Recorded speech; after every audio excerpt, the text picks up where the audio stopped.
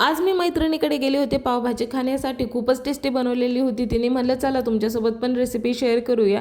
कढईमध्ये तेल टाकून घेतलं, त्याचसोबत बटर पण टाकून घेतलं बरं का. त्याच्यामध्ये टाकले जिरे, कांदा आणि शिमला मिरची, लसूण पण टाकून घेतला आणि मस्त गरागरा हलवून घेतलं. आणि त्यानंतर टाकलं थोडंसं मीठ आणि त्याच्यामध्ये टाकले लाल मिरची पावडर, हळदी पावडर, पावभाजी मसाला आणि टोमॅटो टाकून मस्त असं मॅश करून घेतलेलं. आणि एकीकडे तिने सगळ्या भाज्या तर शिजून घेतलेल्याच होत्या.